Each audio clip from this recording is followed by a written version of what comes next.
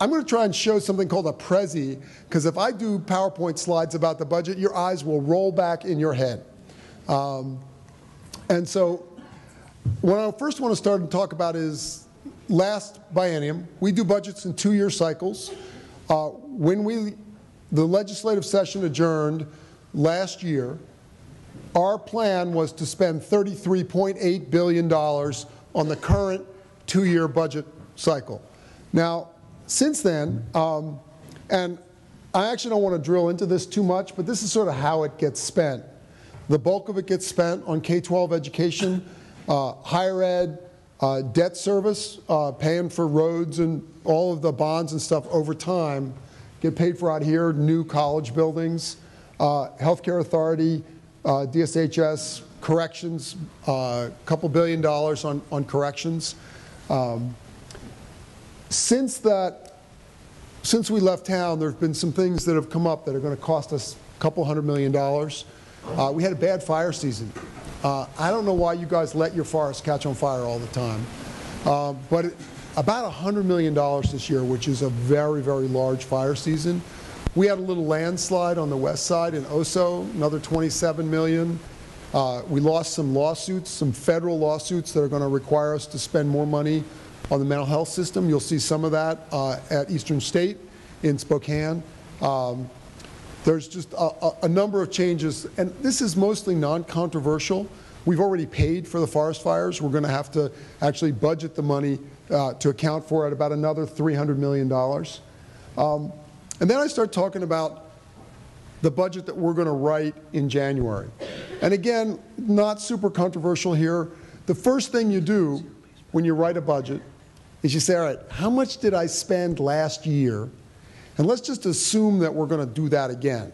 Now, when we write the budget, we actually go back and zero base the budgets. But when we're doing this planning exercise, we spend less in the first year of a budget than we do in the second year. And so in the budget moving forward, you got to assume that you're going to spend the same amount you spent in the second year and carry that forward. And that's called our carry forward level. And it's a big number this year. It's $1.4 billion because we made almost $1 billion additional investment in K-12 last year, and we stepped it in. And so now we're paying for decisions that we made last year on stepping up our K-12 investment. The next part of, again, a relatively non-controversial part of the budget is there's a lot of current law in place that we have to comply with, but external things change in the world. So pensions, for example, most of the people in this room are baby boomers, and you're all living longer. And for those of you who are state employees, we have to put some more money into our pension fund now in order to make sure that we have enough money when people retire. So there's an increase in pension costs. Constitution requires us to do that. We have one of the most well-funded systems, not one of the most generous systems, but one of the most actually responsibly funded systems in the country, and I intend to keep it that way. The maintenance level is what that's called. That's the cost of doing exactly what we are doing today, but adjusting for the fact that more kids show up for K-12. More seniors need to go into a nursing home under Medicaid. And that's $1.2 billion. Now we move into the part where Senator Baumgartner and I might disagree. As we do our planning exercise for the budget, we're looking at the contracts the governor's negotiated and the keeping our nursing homes and our other private vendors who provide services for the government whole with inflation. I used the implicit price deflator to figure out this number, not the Seattle CPI. but just to try and get an estimate of what that's going to cost, about 500 of that is doing cost of living adjustments for state employees that we have not done in 6 years. And we are starting to lose the talented ones and keep the less talented ones, and that is not a recipe for effective government. McCleary obligation is, again, something I think people are going to disagree on. There's broad agreement that the final bill for McCleary is about $2.5 billion in additional funds. I won't say it's complete agreement, but there's relatively broad agreement that that's what that's going to cost. The plan I'm using in figuring out what I think the problem looks like is to say, all right, we're going to divide that into equal increments and try and step into it. The court's holding us in contempt for not actually doing an adequate investment, and kicking another $2 billion down the road and just doing $500 million now doesn't seem to me like a responsible solution to this. It makes the problem for the next legislature worse, and I agree with Jason, we ought to come out of here with a stable budget. I am tired of dealing with these crises. It requires me to spend 6 months in Olympia, and I got married for a reason, and I'd actually kind of like to live with her. The voters, in their infinite wisdom, passed an initiative that OFM's estimate is about $2 billion in this biennium. The full cost of that initiative is about $6 billion a biennium that will come due in years 3 and 4 of our budget planning process. I do not have the votes for $6 billion worth of taxes.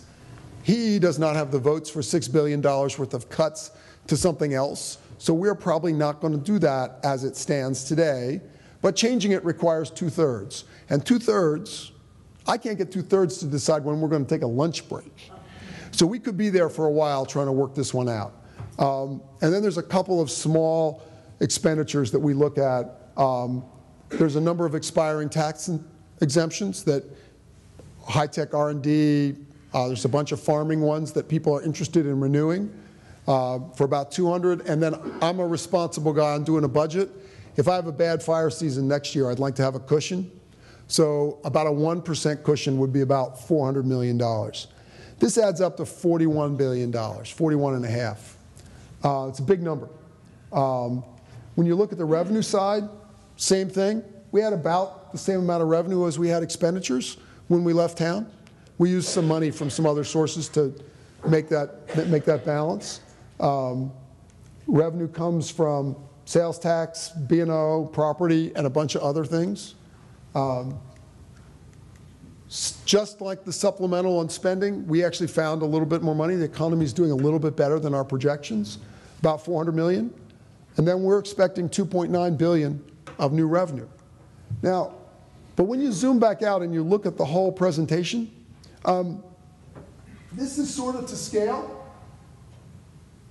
and there's a problem. Here, problem's about $4.5 billion. Something's going to have to change. We're not going to leave town with an unbalanced budget. I represent the Democratic House. I'll work with my Senate Republican counterpart, and we'll come to an agreement. I've negotiated the last 4 bipartisan budget agreements, and we will come to an agreement. It may take us a while, but we will get there. The solution here, there's 2 possible solutions you could do. There's 2 endpoints to the solution space. You could raise $4.5 billion worth of new revenue. I don't have the votes for that. Or you could make $4.5 billion worth of cuts to the existing base, to that $33 billion bar. If you draw this to scale, comes over past the exit sign. But you'd have to say what it was that you wanted to cut. And there are some constraints on that. You can't cut the debt service. You can't actually cut the pension payments because the Constitution says we actually have to make those. Nobody wants to cut higher ed. Nobody wants to cut K-12. You're left with about 1/3 of the budget, about $12 billion that you could cut. And nobody's cutting 1/3 out of that. You could eliminate the entire correction system and the higher ed system and still have work to do. We're not doing that. So something significant will happen to 1351. We'll shrink this down. But most people who look at this, who don't have an axe to grind politically, think we're probably going to raise some new revenue this year as well. That's the other end of the spectrum. And we're going to have to find some place in the middle. And the art here is, can we find a place in the middle that actually produces a stable budget and has the state moving forward economically in a reasonable way? Governor made some proposals. We'll see where those go. I'm not attached to any particular element of his proposals yet, and we're going to have to see what it looks like. You know, where do we want to go? I would urge you, when you look at budgets, to not have absolute measurements. So if you wanted to say, well, what's a fair tax code? You know, what's the balance between soaking the rich or overburdening the poor?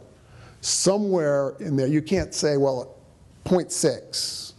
You got to say, well, how do we compare to other states, or how do we compare to other countries? What do we think is the best balance of those? And the same thing is true with spending and revenue. A solution that has no taxes would be good in some sense, in that there'd be no taxes, and you can experience that today in Mogadishu. It turns out that you actually want to have an education system, and you'd like to have a correction system, and you'd like to have police and fire and all those other things, and those cost money. This is a balancing decision, and we have to find the balance between revenue and expenditures, and they are cutting me off. So I'm going to stop. Did I hear it? Did I get the signal right? That's right. Thank you. See, the benefit of having chairs speak is they know about the cutoff time, and they're ready to. Because I cut him off brutally. Yes. No, very politely. So Representative Hunter, he needs to get 50 votes in the House to be able to move a budget over to the Senate. In the Senate, you need to get 25 votes to move it back over to the House, and you have to get one governor. That's usually your budget math. The governor has changed that math somewhat by requiring some money out of the reserve account. We'll get into that in a little bit, but we heard the House's viewpoint of the session. Let me introduce now Senator Michael Baumgartner of Spokane on the Senate to give the perspective of how the Senate's going to approach the budget. Don't be afraid to You like that? Isn't that fun? No, thanks for allowing me to be here with you today. It's always great to come to the Tri-Cities, and I have a brother down here, and have been coming since I was a youngster. I actually was reflecting on Representative Hunter's very valuable comment that a part-time legislature, which you pay $40,000 a year to do this job, doesn't particularly want to be doing it for 6 months a year in the budget process. I have a solution to that, which is that we should hold all special sessions down here in the Tri-Cities or in Walla Walla, because I don't think the cupcakes from King County could go more than 2 weeks driving across Snoqualmie. But, you know, because I get to do it every week. But the good thing about your state government, and I think you should really feel good about this, is your state government is so much more functional than Washington, D.C. For a couple big reasons on the budget process. And the first of it is we have a legal requirement to create a budget. We have a legal requirement to create a budget, and that's what we're going to do. We're a part-time legislature, and if we're in your state constitution, in an odd year, we're supposed to be there for 105 days. And if we go longer than that, you get a little grouchy about it, as you should. But the third biggest thing that helps us in this budget process is we can't print money.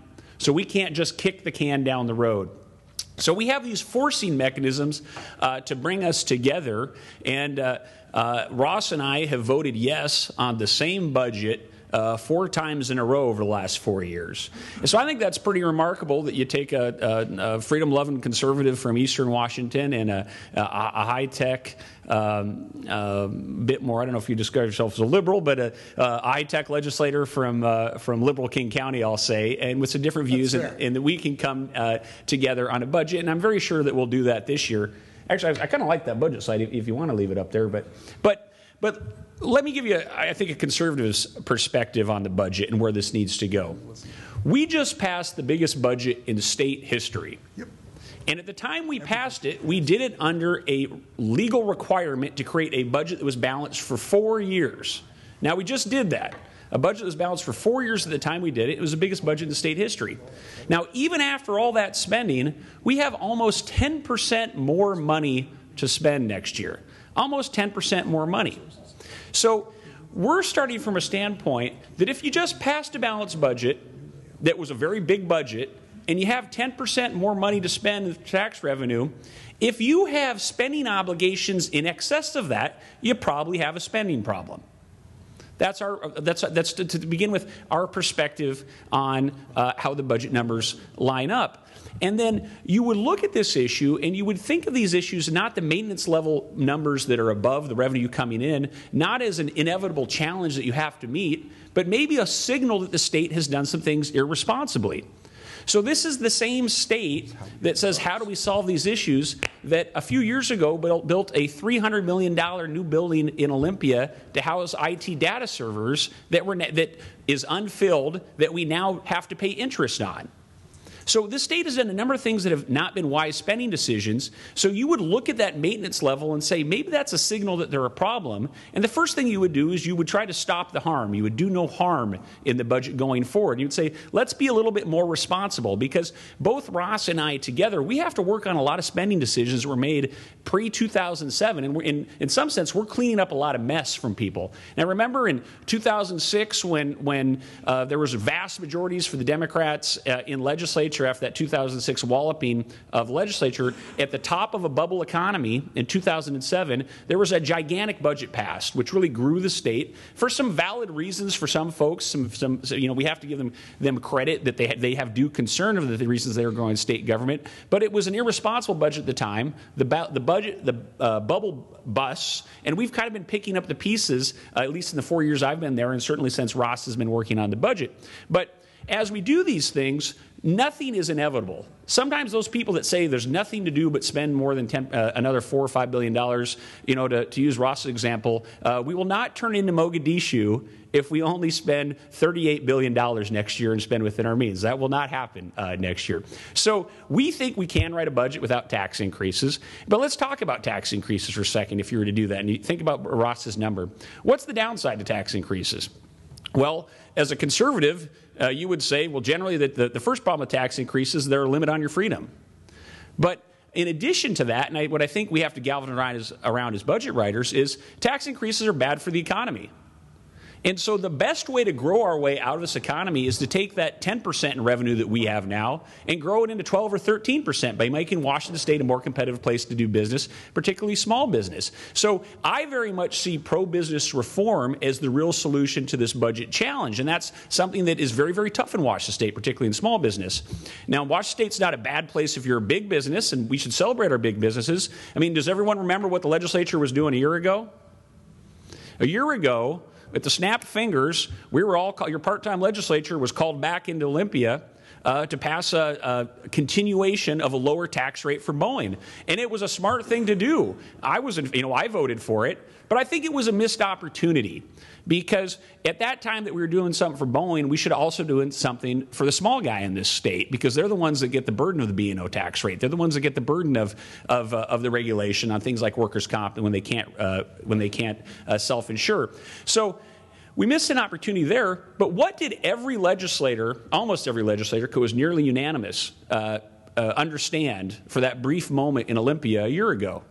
Almost everybody in the legislature was a supply-side economist, because they realized that 30% of zero is still zero. So if we didn't drop that tax rate for Boeing, we would lose the company, and we would lose those jobs. So for that brief moment, people understood that taxes had and even our liberal Seattle members have a dramatic impact on the business increase. So for those folks that would say it's inevitable to increase taxes, we would disagree. We would say there are issues like contracting out state government services, savings from IT services that could be had. We would say, secondly, that tax increases are extremely damaging to the economy, and instead of making it a more pro-business thing we need to be concentrating on, it would send it backwards. And then we would say, let's stop doing things that we can't afford. Now, I think my parents are both state employees, and I think there's a lot of great state employees, and I would like to pay state employees more. But if you don't have the money to do it, you don't have the money to do it. And right now, we don't have the money to do it. And so is it the right thing on balance to increase taxes or do a capital gains tax to pay state employees more at this time? I would say no. I don't think we have the money for that right now. And I would say that if we did do it, and this is kind of the big thing of where we want to get to be as a caucus, is that we want to reform your government to make it smarter. So we want to do things like the Washington Policy Center ideas that if we're going to do a state employee salary increase, why don't we look at those maintenance costs of our increasing pension costs and do things like switch from a defined benefit plan to a defined contribution plan. So we're making it easier for the future Ross Hunters and the future Mike Baumgartners to deal with these budget issues. So Ross is exactly right that in the first piece that we will get to a bipartisan budget at the end. That's the way the system's built. You know, we have 26 Republican members of the, or 25 Republican members of the Senate plus one crossover Democrat. So whatever passes has to pass muster with us. It has to pass muster with Ross Hunter, and ultimately the governor has to agree as well. So there's a lot of different ideas that will come together because of that forcing mechanism, but it is not a given that we have to have a tax increase. We must be very, very cautious of any tax increases that hurt our small business. The real solution is to do things that help the little guy and grow this thing, and then to cut down on spending in some areas we don't need it. So it will be a long and bumpy process to get there, but anyone that tells you inevitable, I think we would just disagree with. And with that, I'll look forward to the questions for me and Ross, and we'll continue. Thank you.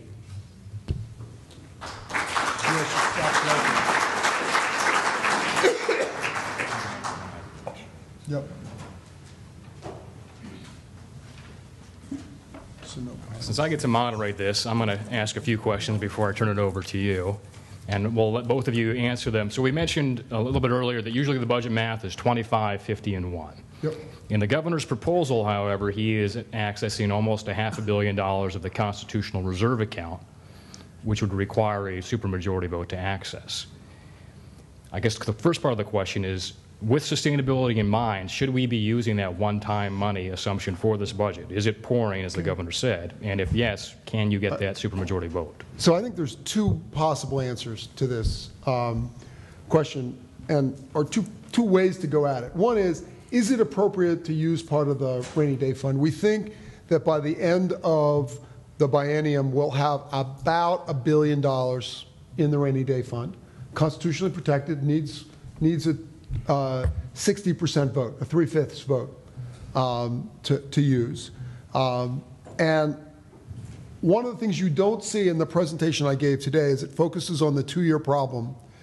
When we look out into the 4-year cycle, one of the oddities of the rainy day fund is that it uses a 10-year average of personal income in the state to set a number.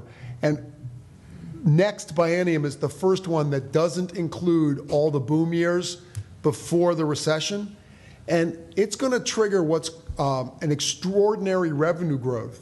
And I'm going to tell you, we are not going to see extraordinary revenue growth. We're still seeing revenue growth below the long-term average. And it's going to require us to put $500 million in. And that'll just happen automatically. So there's one reason why you might want to preempt that and not build up too much money in the rainy day fund. You should have a strong reserve. You should not have a crazy reserve. The second point about supermajority, that 1351 block up there, $2 billion, that takes a 2/3 vote. And there isn't a budget until everyone agrees with the budget enough that we can get 2/3 to vote to change that initiative. It basically creates a 2/3 requirement, not a 3/5. 3/5 I can deal with, right? I mean, I go to Michael and say, Michael, you can vote 3/5, or you can vote for $500 million worth of taxes. He's in. But it's in the context of the 2/3 for the whole budget, which is pretty much, I think, what we're going to have to do. I think that's not the biggest problem that we face. It's not one I worry about a lot. And Jason, I would hope we don't use it. And the specific reason why is we need to, now, we've made a lot of progress in the last 4 years with things like the 4-year balanced budget requirement and other issues, but we need to get off this perpetual crisis budget situation. And part of that is to use this budget challenge to necessitate some of the reforms the state needs on things like pension costs and other things that are driving that cost curve. Again, when you have 10% revenue growth and you have a built-in maintenance in-law budget that exceeds that, you have a spending problem. You need to look at those issues. So I think that accessing the reserve account wouldn't just be fiscally imprudent, it would be a missed opportunity. It would be the easy way out instead of doing some of the tough work. Because ultimately, both Ross and I are there to make the system work better. we have a little different views of how that would go. But, we want to leave a better budget situation to the future folks doing this, and I don't think that would help by doing so. So one of the cost drivers that you mentioned in your presentation there was the most $500 million of the contracts the governor has negotiated. Now, this is the 10-year anniversary of that process, if you will. This has been in place only since 2004, where the legislature was removed from that decision. I think that probably predates... No, predates me. Predates both of you. I believe it was passed in 2002. And took effect in... And I got elected in the fall of 2002. Not my fault. Well, with that being the case, as this 10-year experiment run its course, should the legislature be back in that mix and making these decisions? I think it should be. I think when you go back to that 10-year decision, the grand bargain at the time on how the collective bargaining contracts were going to go was that the governor would have the right to negotiate those in exchange for us being able to do real contracting out in the state. So it's been a two-part process. The contracting out piece, frankly, hasn't happened to any great extent. The most that has happened was 4 years ago, I ran the bill to finally eliminate the state printer as an independent entity, which most people with common sense thought, do we really need an independent office state printer if Kinko's or your local private printer could be doing the job? But we haven't had that contracting out. So we see... having the governor do this has greatly elevated the role of the public sector employees and their leaders in the campaigning process here in this state, because essentially you have Governor Inslee negotiating a contract with the people that were his major donors in his campaign, and he's supposed to be negotiating this on behalf of you. You are our bosses, and you are the bosses of the state employees ultimately, but I'm not sure by not having your elected leaders, your direct elected officials involved in those contract negotiations, especially the ones that have to sign the check at the end of the day for the overall state budget, that you're well served in making sure that those negotiations go as good as they might. So I'll point out that the contracts that the governor negotiates are then presented to the legislature for an up or down vote. In the budget that we got from the Senate last year, it included approval of all the contracts from the Republican Senate, whatever you were last year. It sort of felt like a Republican Senate to me. It was, effectively, yes. Effectively, it was a Republican Senate. And I'm assuming that I'll do that this year. I have not looked at all of them. Wouldn't necessarily agree with all of them. I know that I have some concerns about some of the specific ones. We don't have to approve them all as a block.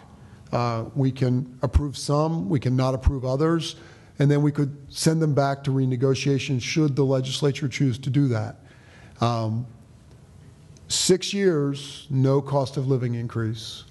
When you do that to your private employees, and when I worked at Microsoft, I had hundreds of people working for me. If you have employees and you don't keep them whole with inflation, they've lost about 15% of the purchasing power of their salary. Now, you could have a strategy of having your employees make less money over time, and sometimes that works. Sometimes it results in you getting a lower quality employee, and if I get a lower quality employee in the Children's Administration and now I have a $100 million lawsuit against me, that was a false economy. So I'm sort of known as a green eye shade guy with a pretty sharp pencil. I want to make sure that I find the sweet spot on, am I paying them enough to get high quality people to do the work, but I don't want to overpay either. So I think there's a space there, and I do not have an opinion on these contracts yet in terms of where we're going to go. My guess when I try and count votes in the Senate for the budget is that they're probably going to send the contracts over. But we'll see. You know, that may be something that we negotiate with and find a different place to do. Well, let me just make one comment on another comment on state employee contracts. Is a lot of times when you hear kind of presented from Olympia, especially this issue of no cost of living increases, it creates a perception that public employees and teachers haven't been paid more over the last few years. Well, if you understand the step salary increase where people just for time served receive additional pay, functionally, I think every state employee makes more money today than they did 4 years ago. And so it has, and we can't necessarily say the same thing about the guy running the dry cleaning shop in Pasco. And so I don't see how we increase taxes on that guy or gal to pay for an increase in state employee salaries with all these other spending obligations for people that have great health care, that you pay for out of your taxes and out of your services. So to me, if we're asking, ultimately budgets come down to prioritization of the people is the way it should be. I just don't see how we increase the taxes on the small business dry cleaner to pay for these state employee pay increases at this time. And you get to see the great joy of the legislature is we get to argue about stuff.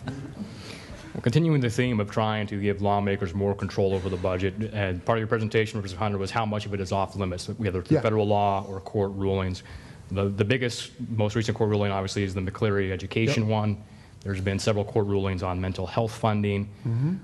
Regardless of whether or not you're going to fund those, do you feel like there's been some challenges with the court overstepping its authority for lawmakers to write the budget? This is, again, a place where I think Senator Baumgartner and I probably disagree. I think we both wrote the same bill about the court. I, however, did not introduce the bill. This is like writing a letter to someone when you're really PO'd. Sometimes it's really good to write the letter, but not put it in an envelope, don't get the stamp, just burn it after you wrote it. Like, this is the bad thing with email. I didn't introduce the bill to reduce the Supreme Court from 9 to 5. I actually don't think that they've overstepped their bounds.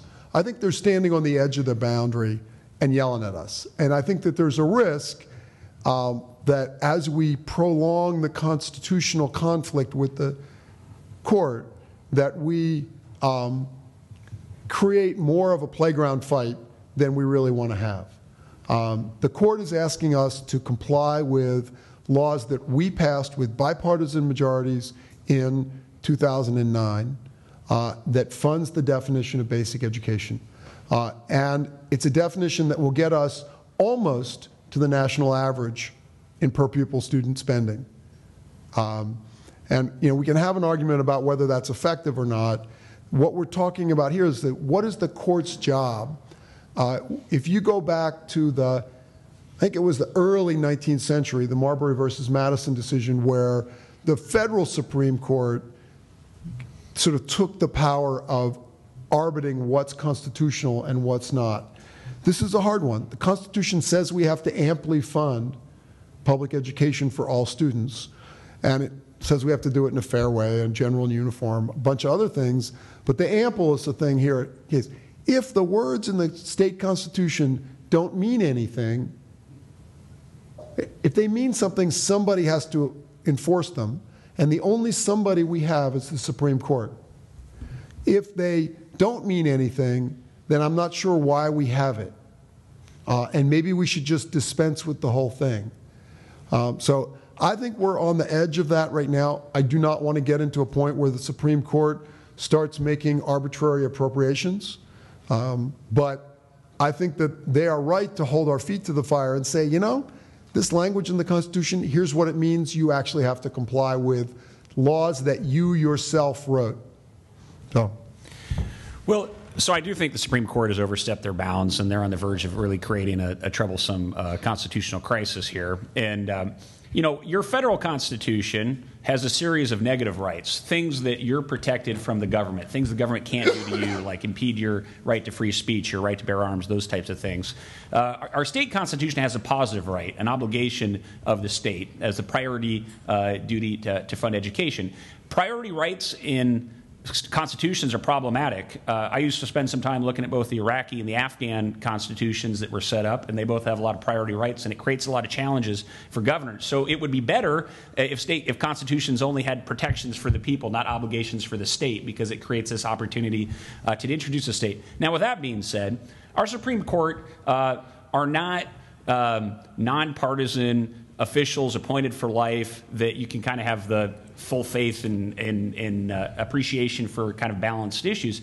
They're very leftist politicians that get elected on a regular cycle that are primarily funded by the same groups that elect the statewide kind of more liberal-leaning politicians we have across the state. So there's a lot of politics underneath this issue, and they have overstepped their bounds. The Constitution states that Ross and I and the elected members of the legislature are the ones that are supposed to write the budget. You, the people, have returned the same folks last year in terms of the majority coalition caucus, so I think we have a mandate to continue on this issue. And I think, frankly, there's people on both sides that are disingenuous about how they talk about McCleary in education. I think people on the left talk about McCleary as about kids when they really want to make it about pay increases for teachers. And I think there's people on the right that want to use kids as a tool to defund some social services and kind of pigeonhole some other things. And so I think there is some genuine conversation about McCleary. Nonetheless, it's up for us to write the budget. That's what you want us to do. And I think everybody in this room understands that improving education isn't first and foremost about pouring more money into a broken system.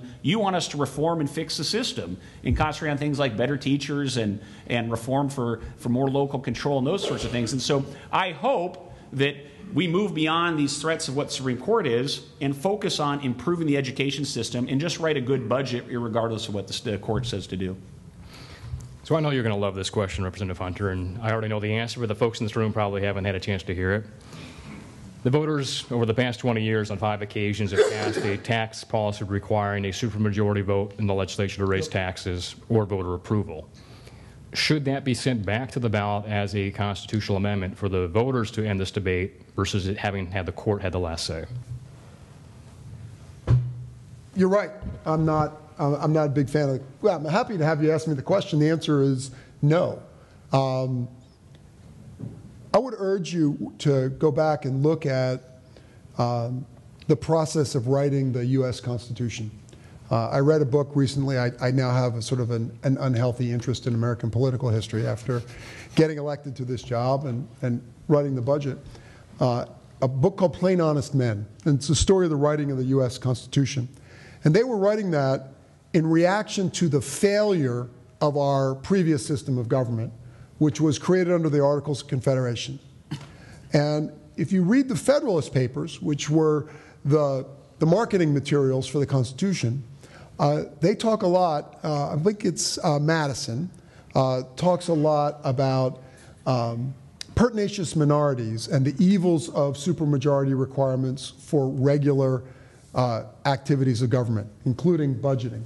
And it doesn't work. The supermajority requirement that we're going to have this year, because we have to deal with this crazy initiative, is going to make writing a budget very, very difficult and can create, in the worst cases, and probably this year, something that has a technical term. It's called log rolling. And if you want to find out what that means, go look up California budget and Maldonado in your search engine. And what you'll find is that he was the last vote for the last time California required 2/3 for a normal budget vote. And he got 2 constitutional amendments, a $50 million project in his district. You know, there were like 5 things in the list of stuff because he was the last vote that they bought in order to get the budget. We govern as a majority. We ought to govern. I'm not a big fan of supermajority requirements for anything. I think there's a couple of things that you should do when you make long-term obligations for the state. When you take on debt, and we have a supermajority requirement for that, a 3/5 majority for taking on long-term debt. I think that's entirely reasonable. And when we did the rainy day fund, we put the same requirement in for using the rainy day fund because we didn't want that to be an everyday occurrence. We make tax adjustments up or down every single year. Tax expenditures are no different than regular expenditures in the budget. If we want to do the my least favorite tax exemption, the film credits, which is essentially a gift of public funds to people who make Charmin commercials, it should take the same vote to do that tax exemption as it does to repeal it. It's a gift of money to a particular activity in state government. It's exactly the same as spending money on a water project that affects a certain neighborhood. Those are normal spending decisions. We make them. We should be able to unmake them over time and not require a supermajority in only one direction. You create a ratchet that doesn't work, and I'm not interested in that ratchet. I'm interested in finding the balancing point in how we write budgets so that we can write fiscally responsible budgets. And Michael probably disagrees with me. Well, I would happily take you up on the offer. If we could get the 2/3 vote through both houses and get it back to the people, I'd happily take you up on the offer to have a 2/3 requirement to reduce taxes, a tax incentive as well. If we can make a shake on that, do a grand bargain right now. Yeah, I don't think we're going to go there. Okay. Well, in any event, the people of this state have directly said that they want tax as the last resort, 5 times, and I think that's appropriate, because when we are increasing taxes, we're doing 3 things that are troublesome for the individual. 1, we're taking your money. 2, we're taking a little bit of your freedom. And 3, we're creating economic uncertainty, so you have a more difficult time planning moving forward. So I do think it should be a last resort, and the people of the state clearly want that. The irony, of course, this year is we need 2/3 in the legislature, which is very tough to get, to be able to give you back the opportunity to for the 6th time, to say you want the 2/3 tax requirement, because we have a very liberal Supreme Court that ruled that it was unconstitutional in a ruling that I don't agree with. Well, you've been a very attentive audience. Let's let you get involved here. I'll go ahead and you can direct your question to both of the lawmakers or just one of them. I'm going to repeat it back for the benefit of Charter TV. Yeah. And who? Yes. I have one. I'm Melanie Hofer. I'm the owner of a small business here in the Tri-Cities. And to me, it's very common sense. You live within your means. And I can tell you right now that my employees, if we were having financial hardships, I can guarantee you that they would prefer to stay in business and stay employed versus have a COLA, cost of living increase.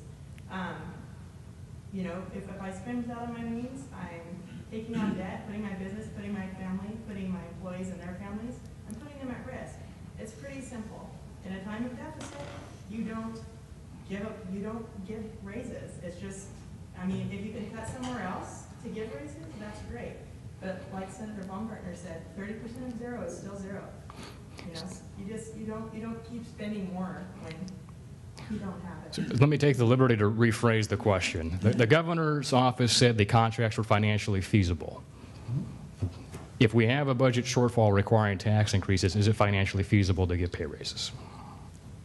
You want to go first? Well, I think I've been pretty clear that I don't, and I hope you run for office someday. So again, we haven't made decisions on where we're going to go on the budget yet. I think the normal assumption would be that we would approve those contracts. I have not reviewed them yet. We'll take a look at exactly what's going on there. I think the question is more interesting, though, in it comes back to the intro you gave us, is what is a sustainable budget? And a sustainable budget over time is one that recognizes that there's inflation in the world. And as our population grows, and in the last decade we've had about a 15% growth in population in the state, as our economy grows, what the state government does, what people want us to do, in this case I think the voters are telling us they want us to spend more money on education. You want to sort of figure out what's a steady state for that so that we don't have wild upswings as we did in that 07 time frame. But that we don't also have steep drops as we did when we hit the beginning of this recession. And I think the technical description of what we did to the budget, what I did, was cut the bejeebers out of it. First time in state history, the one budget was actually lower than the other, even not accounting for inflation. We have a structural problem in our budget based on the way the tax code works and based on our need to be fiscally responsible and deal with some decisions that were made, particularly decisions made prior to 1977 about pensions.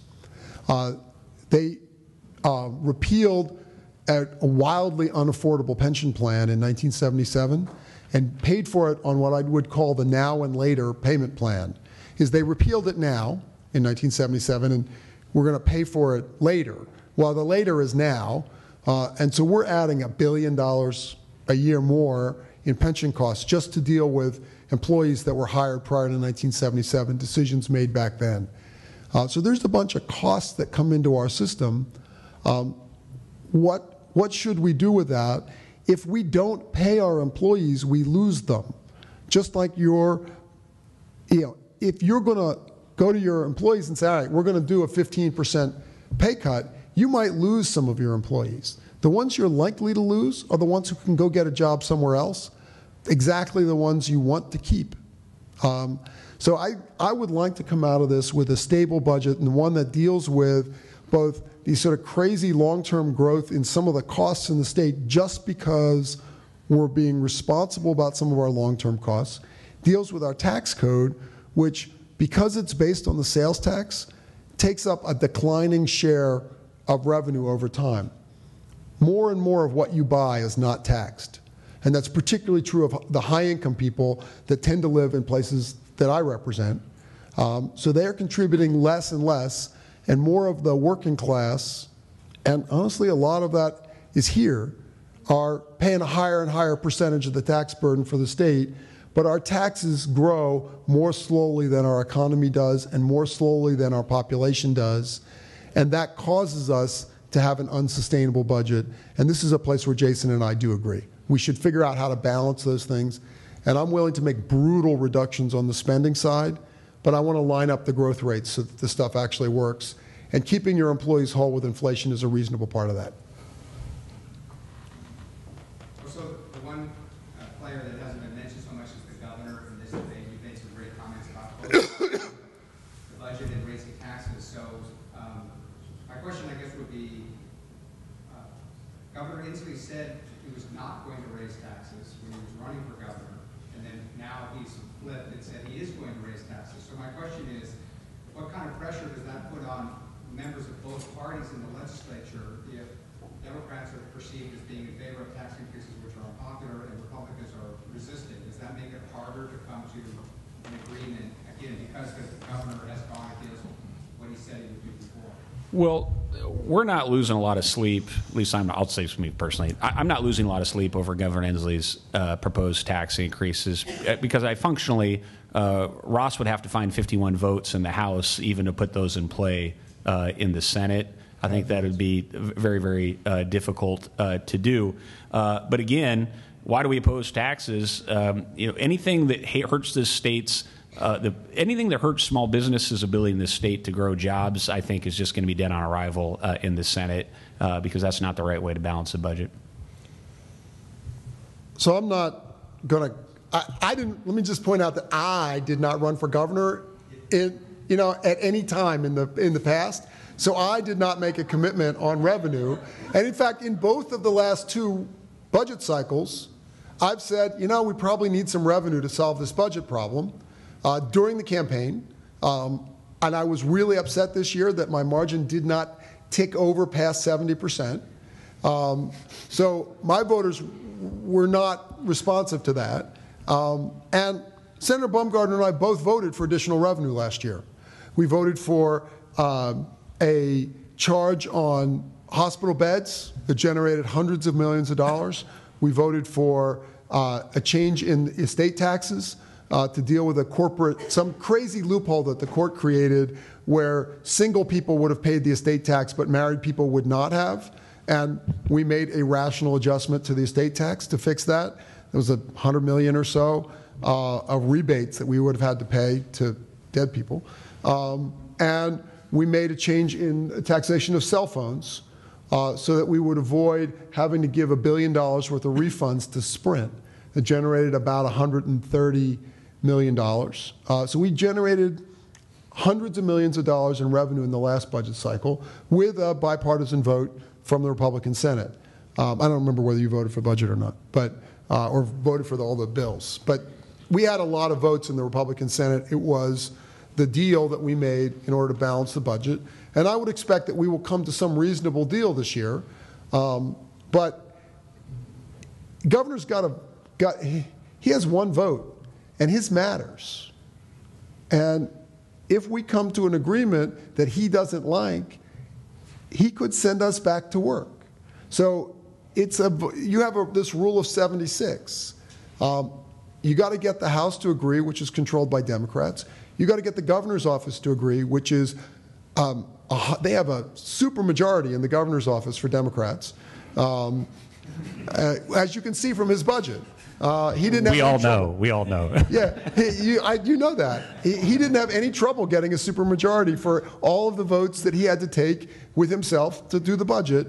And I think that we're going to have a discussion about this. But in the end, we have to come to an agreement, and we're all going to have to compromise, and I don't think we're going to have hard positions on either end.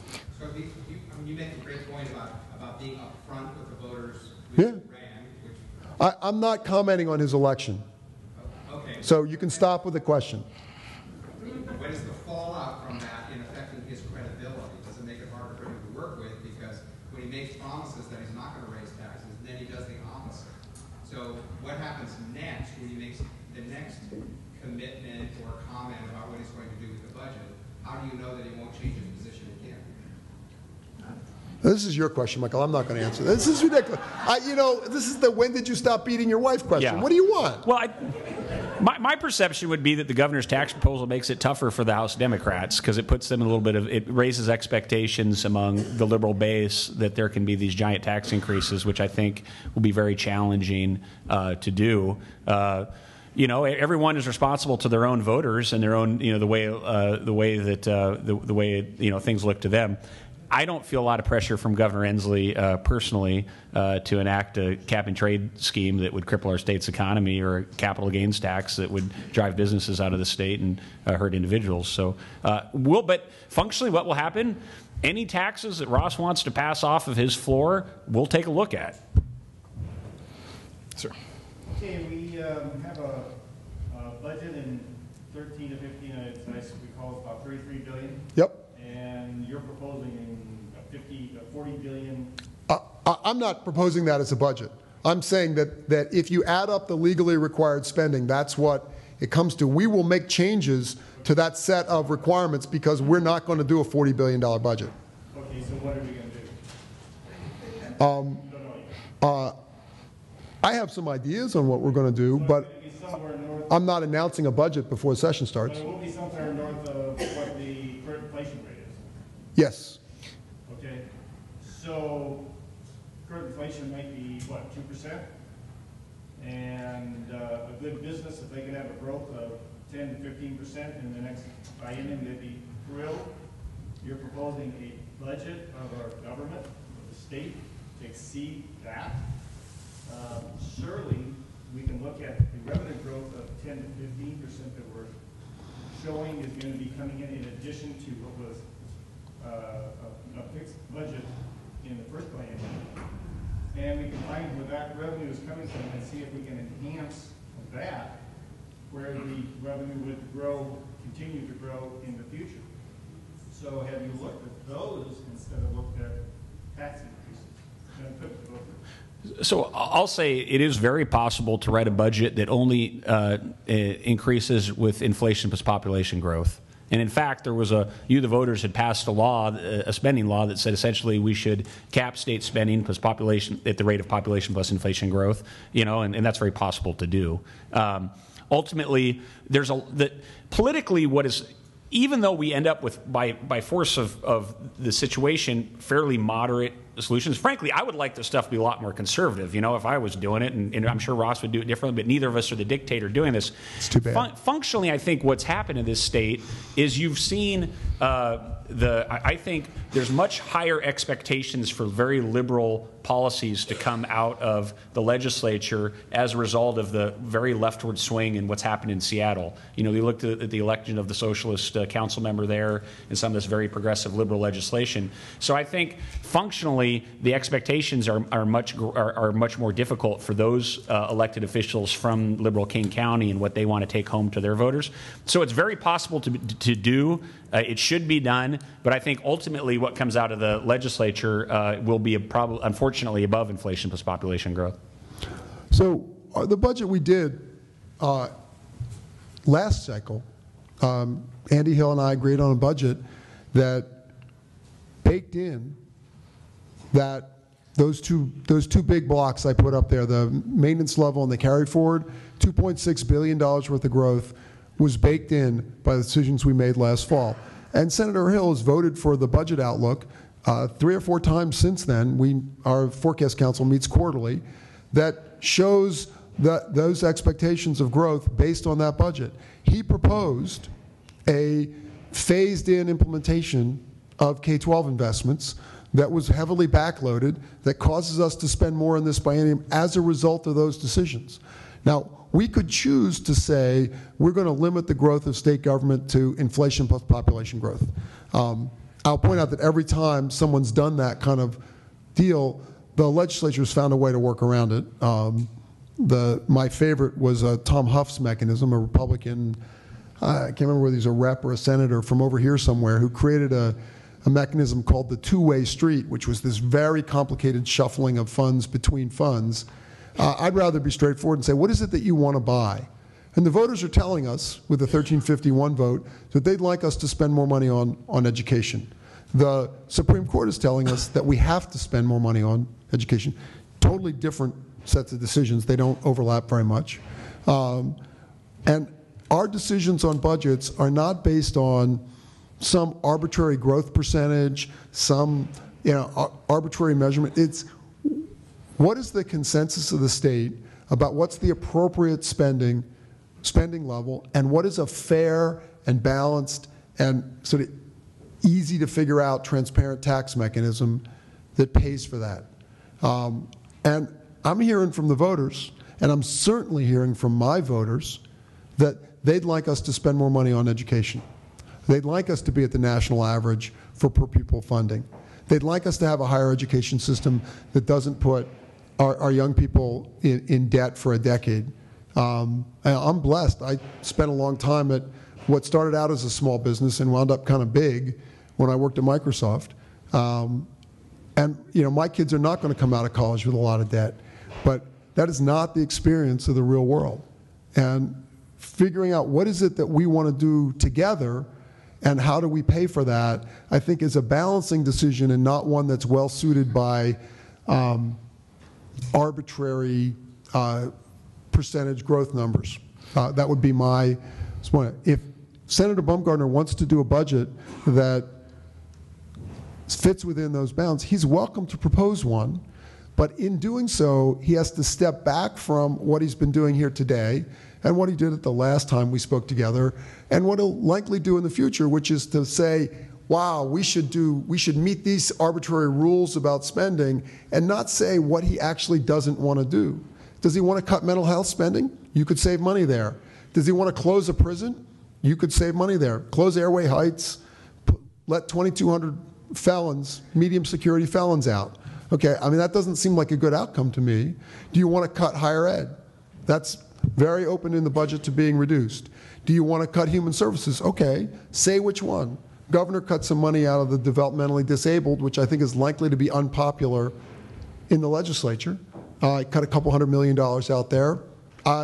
We have to say exactly what we're going to do when we roll out a budget, and that's our priorities. And I'd rather do that than have some arbitrary spending limit. I'm getting the wrap-up signal for lunch here, but before I let you go, as you can see, it's going to be a very Don't fun. want to get between them and lunch. Very fun session here of some agreements to work out. Session ends in April, July 1st by law, budget required, otherwise the treasurer starts getting a little bit nervous. Are you done before July 1st? Treasurer gets nervous way before July. Really, really nervous. I have no idea. I sure hope so. Listen, folks, if you want to take away two things from this, our state will not turn into Mogadishu if we only spend 10% more money than last year. And secondly, there is, to be responsible, there is one worse thing than tax increases, which is creating entitlements. Taxes to some extent go up and down. Entitlements almost never go away. And so one of the things that we have to do in the do no harm process of this is think about future state spending. But thanks for allowing me to be with you today. Thank you.